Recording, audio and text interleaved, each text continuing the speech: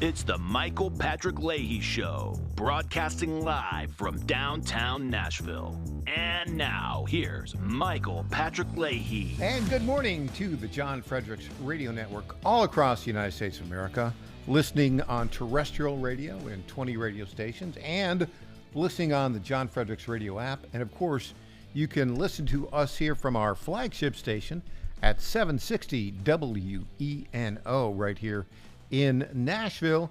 You can watch us on YouTube. Just type in the Michael Patrick Leahy Show. And you can also connect with me on X, formerly Twitter, Michael P. Leahy. That's Michael P. Leahy. Or call in 615-649-8477, 615-649-8477.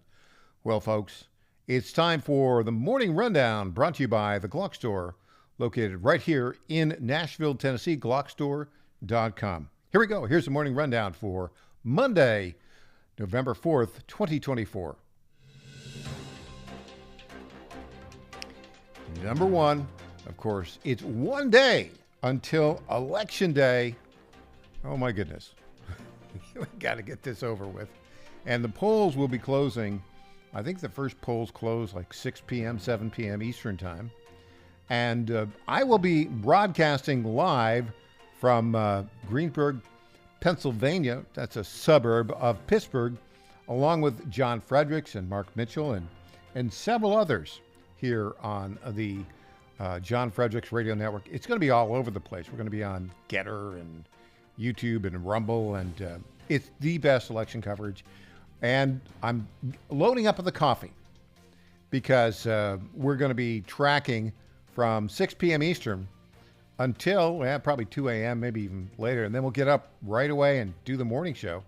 I'll probably be on with John, 6 a to 10 a Eastern. And then I'll continue 10 a to noon Eastern. And then on our program here in the Tennessee Bonus Hour, Aaron Gulbinson will be here in studio for the last part of Wednesday's Election Day. So we'll be up Wednesday morning. Tuesday night, tomorrow night, we'll be broadcasting live from Greensburg, Pennsylvania. We have, of course, our Election Day program tomorrow as well. Then I'm zipping off to the airport to cover from with John tomorrow night. All right, number two, Democrats in New York State executed Peanut the Squirrel. They got a warrant. It was just an outrageous, ridiculous abuse of power. We'll have that story a little bit later in the program. Number three, NBC pretty much broke election law, and they snuck Kamala Harris into Saturday Night Live on Saturday night. It was a ridiculous, awful, awful skit. You'll see some of that here today, right after we do this. Number four, the phony suppression polls are out. The Des Moines Register says Kamala Harris is up 3 in Iowa. Huh? Who knew? Ann Seltzer did the poll for the Des Moines Register owned by Gannett. Were there piles of cash involved? Inquiring minds want to know. Every other poll shows Trump up by 8, 9, 10 points. We'll see on Election Day. Matt Kittle will be joining us today. He is based in Des Moines, writes for the Federalist, used to write for us. We'll see what he has to say about all of this. And number five today, the great music producer Quincy Jones has passed away at the age of 91. So there you go. That's the morning rundown for Monday, November 4th, 2024. Brought to you by our friends at the Glock Store. You know, this is the time of year when we're called upon to be thankful. So I'd just like to talk about something I'm thankful for all year long, and that's my sponsors. You know, that this is called commercial radio, because it's a business. I'm not supported by tax dollars or by bending a knee to the government. I can freely express my opinions and let you express yours, because I make money by having a great audience and letting my sponsors tell you about their products and services. One of my favorite sponsors, the Glock Store, glockstore.com. Lenny McGill moved the entire Glock Store operation from San Diego, California to Nashville in 2020. When they first opened their doors in Nashville, they reached out to me and said, Mike, we like what you're doing and how you're doing it, and we'd like to support you. And they've been doing it ever since.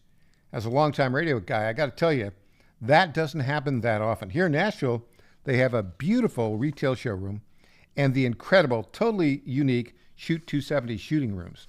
But first and foremost, the Glock Store is a nationwide online retailer at glockstore.com. That's glockstore.com. Please visit glockstore.com and sign up for their interesting and informative sales letters at the bottom of the website. You'll learn about the great products and services they offer and help support the Michael Patrick Leahy Show. That's glockstore.com. Thank you, Lenny McGill. Okay, there you go. Now, we want to set this up right now. Dougie Emhoff, the second gentleman, inadvertently kind of said something that was hugely embarrassing for his wife, the Vice President Kamala Harris. We've got that clip. We're going to play it. And here we go, clip 29. Kamala did what Kamala always does. She just put her head down and she went to work.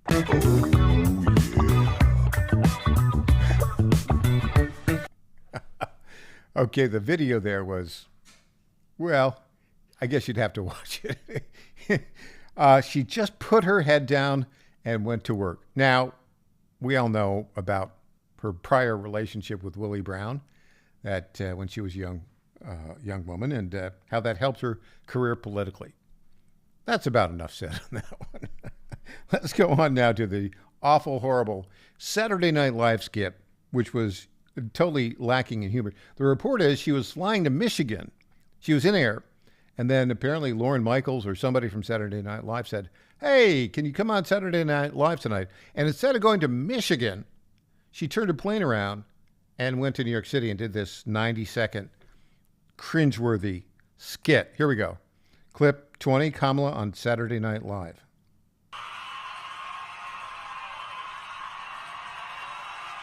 There's a mirror.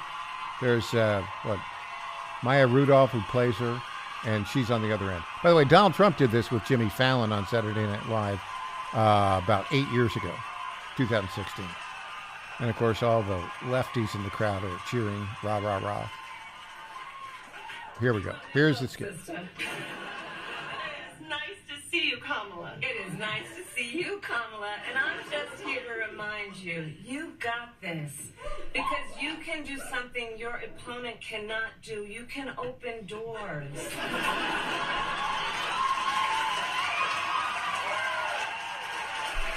see what you did there, like to a garbage truck, right? I don't really laugh like that, do I? A little bit. Now, Kamala, take my Pamela. The American people want to stop the chaos and end the drama with a cool new stepmamala. Get back in our pajamas and watch a rom Kamala. Like Legally Blondula. And start decorating for Christmas. Follow Lala. Because what do we always say? Keep Kamala and carry on, Allah. All right. I think that's about enough. Our producer, Patrick, was there anything funny in that? Was there one funny one? Was the fa la la la? That one line was funny. The rest of it was cringeworthy. I don't even know. Fa la la la la. Okay, so this was an intentional evasion of the law by NBC. And look, NBC ought to have their license revoked for this. Why? Because this was a violation of equal time. And a commissioner of the FCC called them out.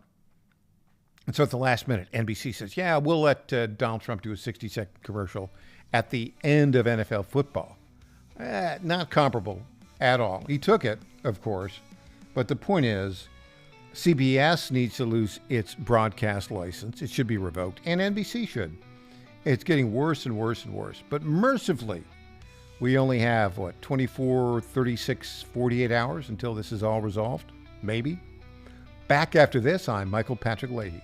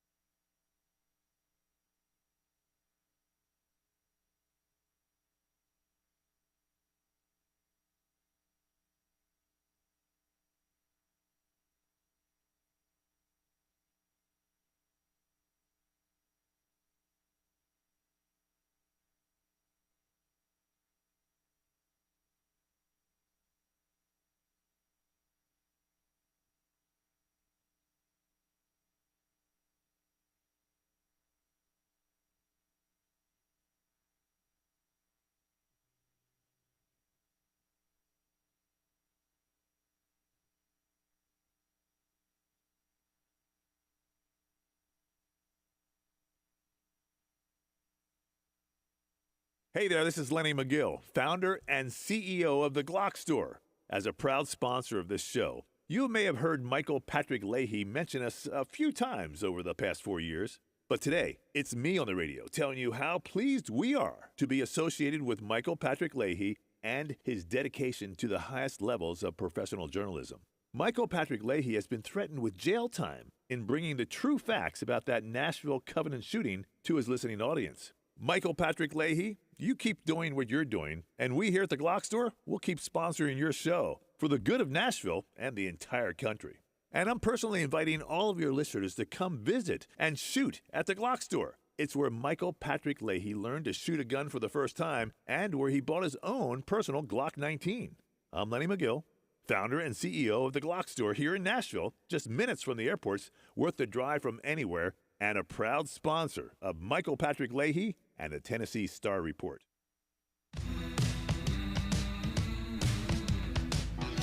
Welcome back to the Michael Patrick Leahy Show.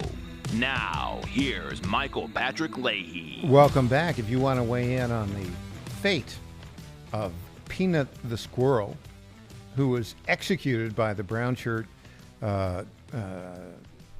bureaucrats of New York Democrats in upstate New York last week, you can call 615-649-8477, 615-649-8477. This took place in Chemung County, in a city just outside Elmira, New York. I know Chemung County. I grew up in that part. It's called the Southern Tier.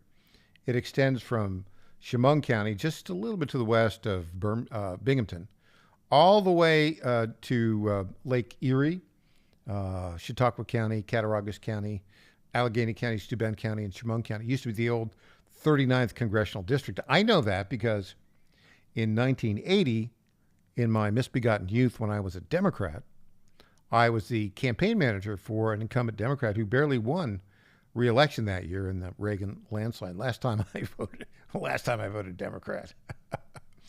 But anyways, Mark Longo and his wife have a little animal refuge there and rescue center. And the squirrel, Peanut the Squirrel, was rescued by them about 7 years ago.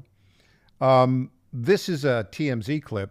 And let's just say, we'll play this clip 2. Here's what happened. We just learned that they have euthanized Peanut. And the raccoon as well. And the raccoon as well. I am so sorry. This must be really difficult for you. It not only tears my family apart, but Peanut was the cornerstone of our nonprofit animal rescue. And 10 to 12 DEC officers raided my house as if I was a drug dealer. I was sat outside my house for 5 hours. I had to get a police escort to my bathroom. I wasn't even allowed to feed my rescue horses breakfast or lunch. I was sat there like a criminal after they interrogated my wife to check out her immigration status, then proceeded to ask me if I had cameras in my house, then proceeded to go through every cabinet, nook, and cranny of my house for a squirrel and a raccoon. They got a search warrant? They got a search warrant. 4 departments and a judge signed off on a search warrant for a squirrel and a raccoon. Yeah, and it's worse than that.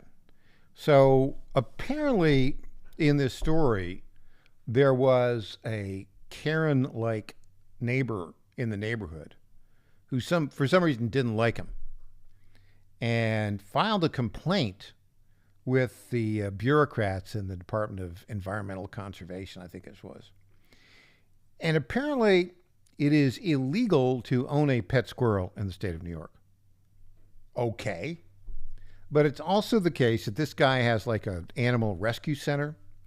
And there's a long labyrinthian process where you can be approved to own a squirrel. Okay. And he was going through that process to own this squirrel, which apparently they rescued like 7 years ago. And once you start the rescuing, they can't really go back into the wild, right? Anyways, so some Karen there, some photographer allegedly, sent a letter of complaint. And based upon that letter of complaint to the Department of Environmental Conservation, They went to a judge who signed a search warrant to get Peanut the squirrel and Fred the raccoon. Now, I don't know what the complaint was. What, the squirrel being too loud? The squirrel being too squirrely? What was the complaint? And the details are not really all that clear what they intended to do. But so they do this search warrant. They brought 10 agents into his house? I mean, what a violation there. That's ridiculous. And so they're looking for Peanut the squirrel and Fred the raccoon. They find them. Now, then there's some mixed reports on this. There is a report that the squirrel bit one of these guys. Well, maybe he did, maybe he didn't. Who knows? The squirrel will not live to tell the tale.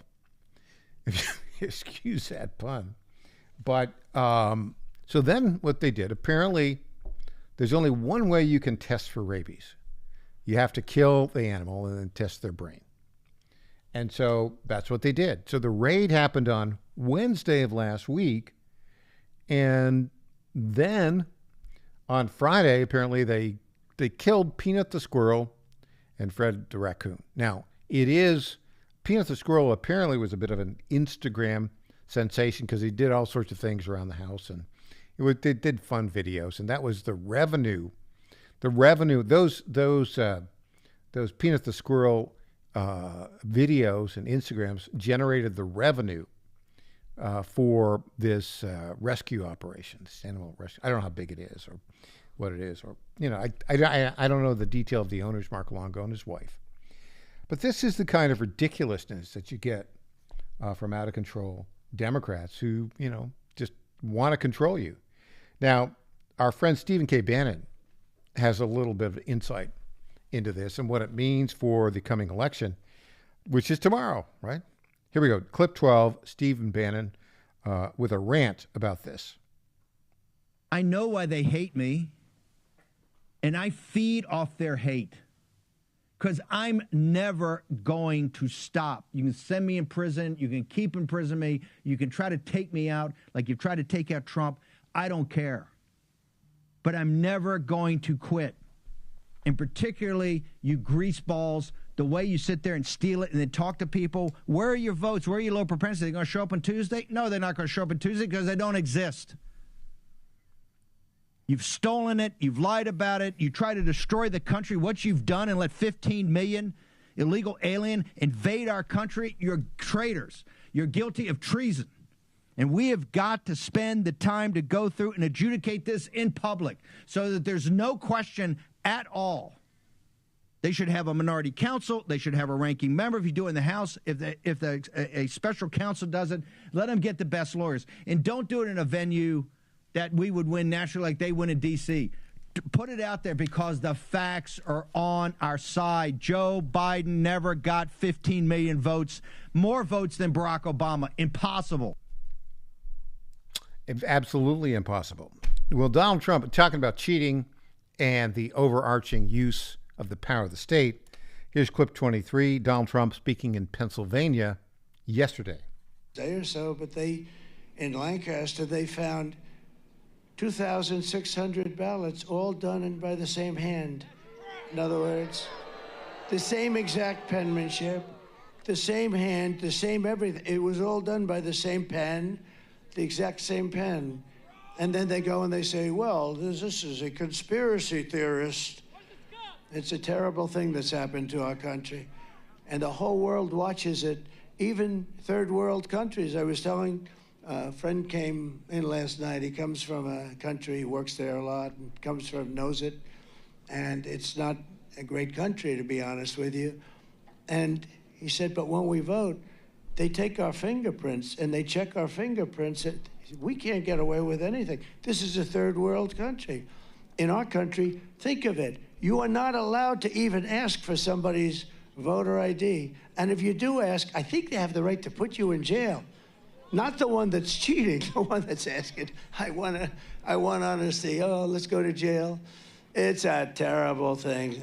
Well, there we go. That's where we are right now. I was talking with the folks on our staff here who've been with us really since the start of the Tea Party movement back in late 2008, early 2009. Think about it.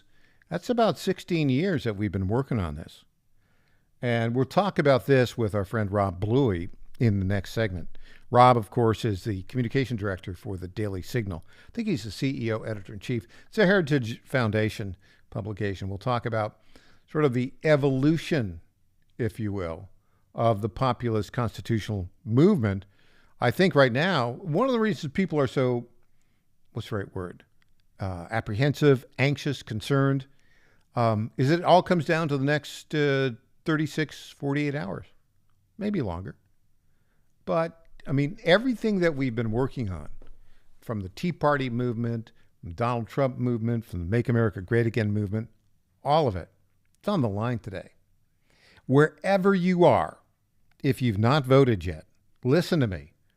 Go out and vote. Vote tomorrow morning. Get there early. Make it the priority. Vote for Donald Trump. Because if you don't, this country, as we know it, will be gone. And we don't need to do that. We need to keep it. I believe we will keep it. Rob Bluey with the Daily Signal joins us after this break. I'm Michael Patrick Leahy.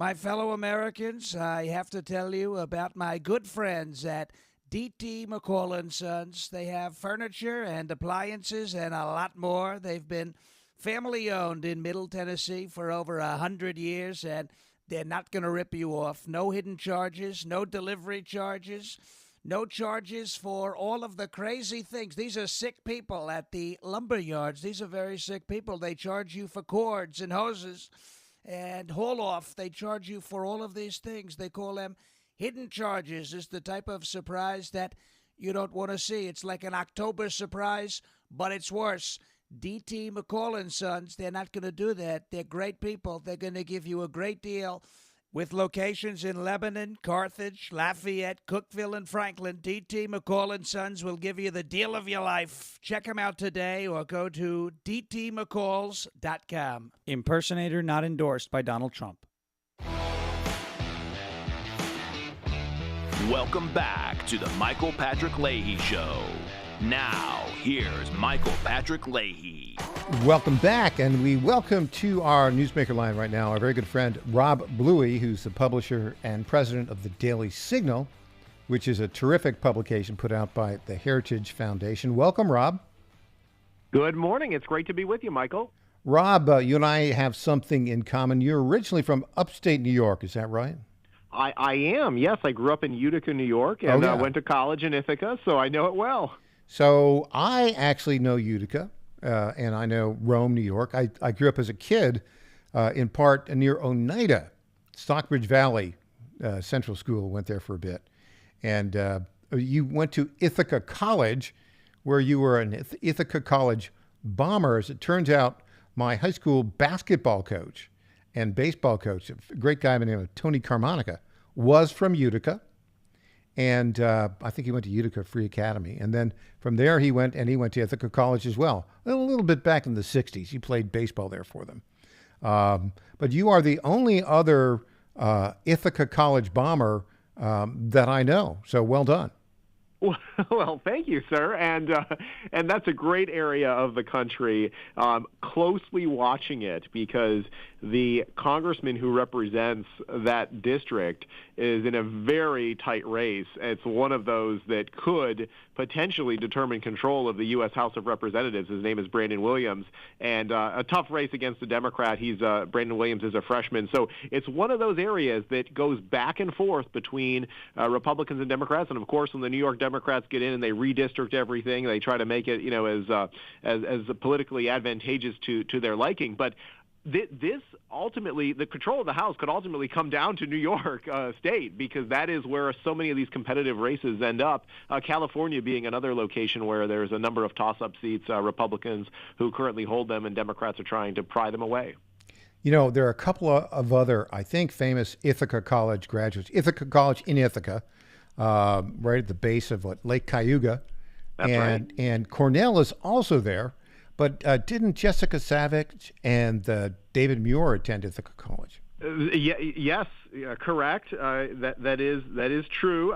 David Muir is a famous graduate, but probably the most famous of all is Bob Iger of Disney fame. So, yeah. Yes.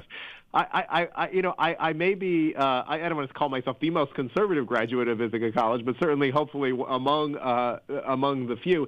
When I went there, and this was, many years ago now, Michael, I was a journalism major, politics minor, and the chair of the politics department, maybe he wasn't the chair at the time, but one of the professors in the politics department who was basically a far-left Democrat, described himself as the most conservative member of the faculty. That just goes to show you, even academia a couple decades ago was quite far to the left, and unfortunately that's I think why you're seeing the media world, succumb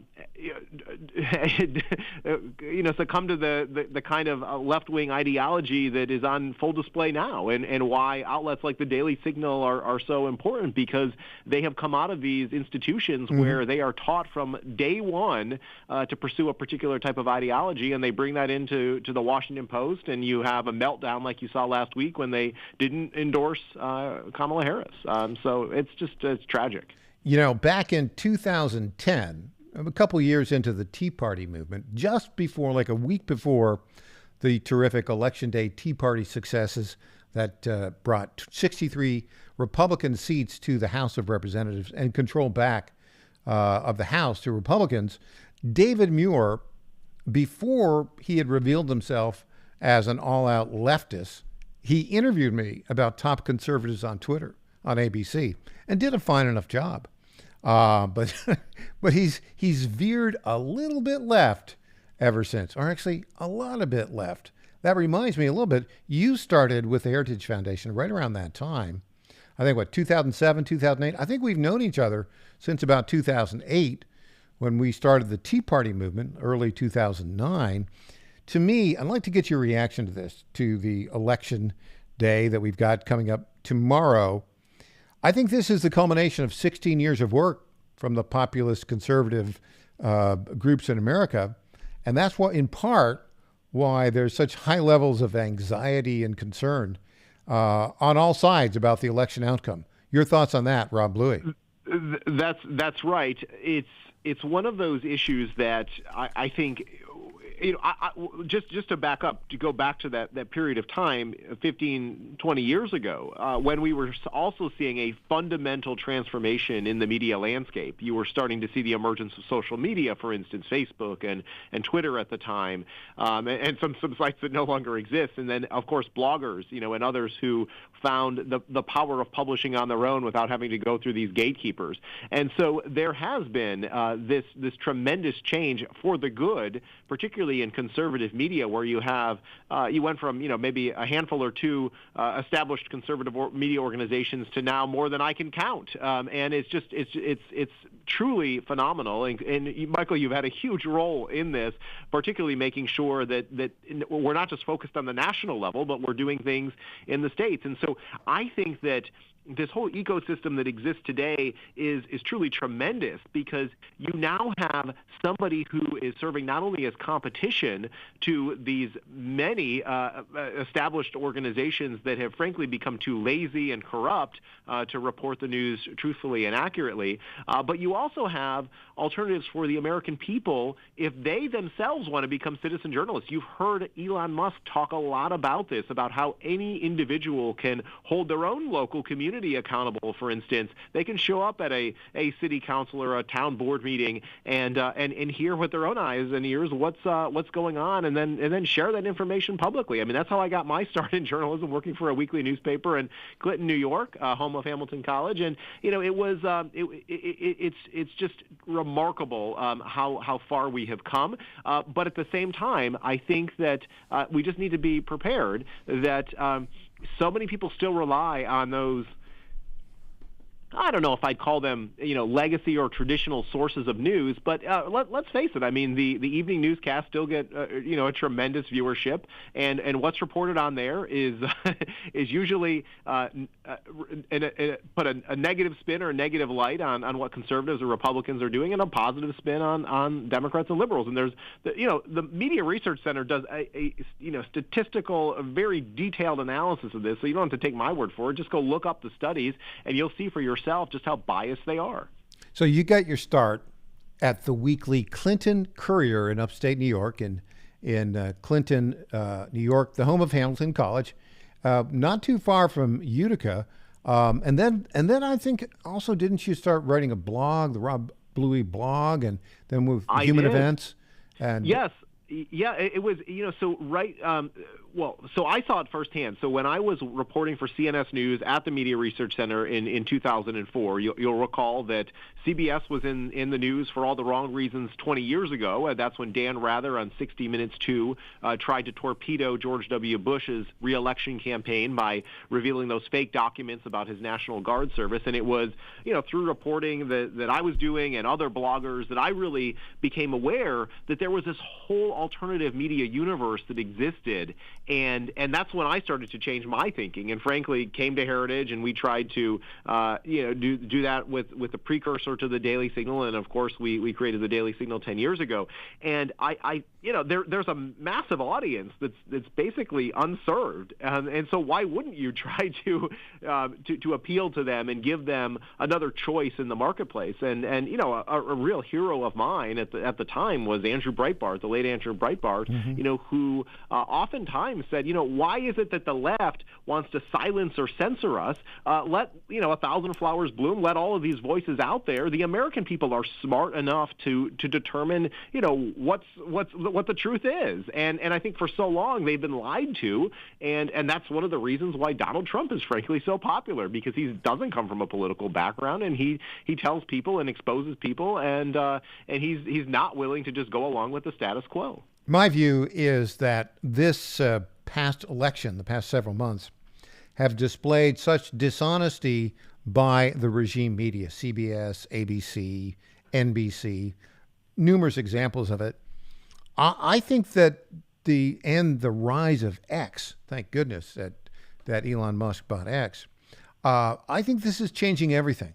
I think journalism is never going to be what it was before, where you only had the regime media putting out left-wing propaganda. Now there are so many thousand voices blooming, even more than that people who want to find it can find the truth. Your thoughts, Rob Leahy? That's so true, Michael.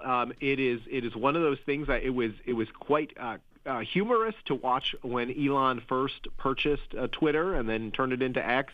All of the journalists saying that they were going to leave the platform and find another way that they could communicate, and I even forget some of the names of these alternative sites that they were trying to create and drive traffic to, and all of them have been a colossal failure, because I think that regardless of whether you agree or disagree with Elon Musk's personal politics, X is the place where you go for current events and political news. And so those journalists who may have abandoned it quickly returned and found themselves even more immersed in the conversation that was taking place. And you're right.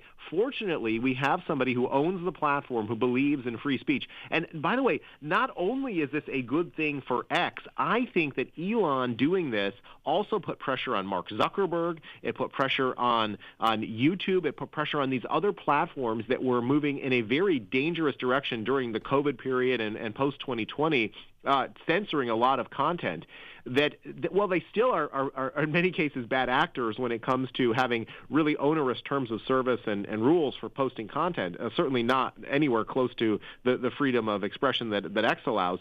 I do think having a competitor in the marketplace is a good thing. It means that we probably find ourselves as conservatives with more options today than we did certainly 4 years ago. I remember that it was colleagues who were banned from Twitter at the time because they didn't use the correct pronouns of somebody, or videos being censored and removed from YouTube because you would talk about the transgender issue in a way that violated its community standards. So those are all positive developments that and frankly, huge credit to Elon Musk for having the vision and foresight for doing what he did.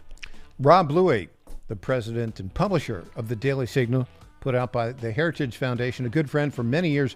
Rob, thanks so much for joining us today. Thank you, Michael. And we'll be keeping a close eye on things, so tune into the Daily Signal tomorrow night and get all your election news. Rob Leahy, thanks for joining us. When we come back, Cheryl Fritz with the Michigan News Source. I'm Michael Patrick Leahy.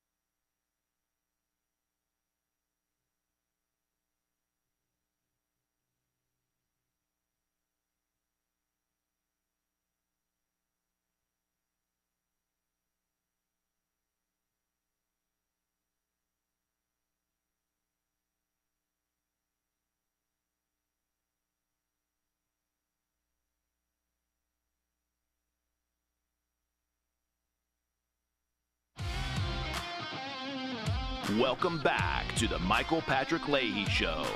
Now, here's Michael Patrick Leahy. And welcome back to the Michael Patrick Leahy Show. We are joined on our Zoom Newsmaker line right now by our very good friend Cheryl Fritz with the Michigan News Source. Good morning, Cheryl. Good morning, Michael Patrick. 15 electoral college votes in Michigan. Tomorrow, of course, Election Day. I'm looking at the Real Clear Politics average of polls with no toss-ups. They show Trump winning 287 to Harris's 251, but they've got Michigan and its 15 electoral college votes in blue. That is, they have it as a no toss-up for Kamala Harris. Your thoughts on that? I guess you have a new poll coming out today, this morning. What do we have? We do. We have a new poll commissioned by Michigan News Source that came out late or last evening that we published that has Harris up by 2 percentage points in the state and has Alyssa Slotkin, Congresswoman Democrat, up by 2 points over Mike Rogers, Republican candidate. So, you know, polls are a snapshot in time. We've discussed this before. They're a snapshot in time, depending on questions asked and how they're asked and who answers. But it is a snapshot that needs, I mean, it's information. So we appreciate any information. So it's hard to tell. I mean, the voters are going to decide tomorrow whether Michigan goes blue or red, aren't they? What back to that poll? When was it conducted, and how many respondents, likely voters, or registered voters? Margin of error. Margin of error was plus or minus 4%. Okay. It was conducted October 29th through February through November 2nd. There were 585 voters. Okay, so that's a somewhat smaller sample size with a larger margin of error. It is consistent, however, with the poll released this morning by Emerson College, which shows Harris up in Michigan 50-48, and I think they had like a 3.5% margin of error. What should we be looking for on election night? Of course, I'll be broadcasting tomorrow night with John Fredericks, and Mark Mitchell from Rasmussen Reports will be in Greensburg, Pennsylvania, beginning at 6 o'clock Eastern time, and I think we're going to stay up all night. I don't know how long we're going to stay up, but you know. We're fortifying with coffee. When do we think we'll get final results from Michigan?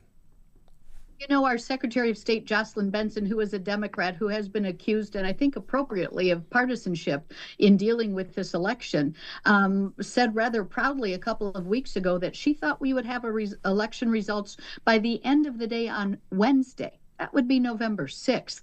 I don't think that's something to be proud of. I'm old enough to remember when we only voted on election day without all of the equipment that we have now. And we went to bed. We may have stayed up till midnight, but we got election results. So I don't think the next day at the end of the day is something to be proud of in terms of election results. But that's what she has said publicly. Yeah. And of course, you know, I'm saying that because, okay, if we don't have, and it's going to be pretty close, I think, don't you? I do, unless we've talked before about these shy Trump voters and people don't want to say they're voting for Trump. I mean, it's hard, depending on who you listen to, you get completely different information. So it's information in and you process it, but only the numbers will tell. Now, back to our discussion about the Arab and Muslim vote, I saw a poll that said sort of nationwide, Jill Klein, is that her name? Jill Stein. Yes, Jill Stein. Mm-hmm. The center, whatever she is, left, progressive, green. Independent, yeah. Independent, green, lefty party. She gets about 40% of the Arab vote. Kamala Harris gets about 40%. Donald Trump gets 10%. And I think it's more pronounced, though, in Michigan, the Trump support among Arabs and Muslims. Your thoughts on that, Cheryl Fritz? Yeah, we have discussed this before as well. There 250,000 Muslim voters in the state of Michigan. We chatted once before, right after a weekend in which Muslim voters, Arab and Muslim voters, were endorsing religious leaders in the Dearborn area had endorsed Donald Trump, and that made a big splash at the time. That was meaningful. And what their point in endorsing him and their reason that they stated for endorsing him, they went on stage with Donald Trump at a rally in the Detroit area and went on stage saying he can bring us peace. They don't believe Kamala Harris is strong enough to negotiate and end the war with Gaza. And they don't believe that she can end it. They think Donald Trump can bring peace to the region, and that is what they are after ultimately. So there's a report that on Saturday evening, Kamala Harris was on her plane going to a Michigan rally event. And she got a call from Lorne Michaels or somebody at Saturday Night Live and said, hey, can you come to New York and do Saturday Night Live instead? And she turned the plane around, according to reports. Is that something that people in Michigan care about? That she dissed Michigan for Saturday Night Live? Well, she ended up coming last night, so I guess a day later. But I think everybody should care about that, particularly in terms of FCC regulations and rules about fairness. Now, it's interesting, as you say, that's how I heard the story as well, and we reported on this story, is that NBC called her up and asked her to come, and she turned the plane around. Gee, some of their official statements from NBC said, oh, it was such a surprise when she showed up. Come on. Okay, last question. If you got to bet the farm and you have to make a bet, Cheryl, you live up in Michigan, you've reported on it, and you had to bet one way or the other, Michigan's 15 electoral college votes, would you bet on Donald Trump or would you bet on Kamala Harris? Just between you and me. Just between you and me and all the folks who are listening, I'm going to bet on Donald Trump. I think there's room for a surprise here in this state. I think you're right. We'll find out soon enough. Cheryl Fritz, thanks. Sure will. Thanks for joining us. Thank you so much. Cheryl Fritz with the Michigan News Source. I think I'm going to do the same thing. I'm going to bet on Donald Trump. Back after the news, I'm Michael Patrick Leahy.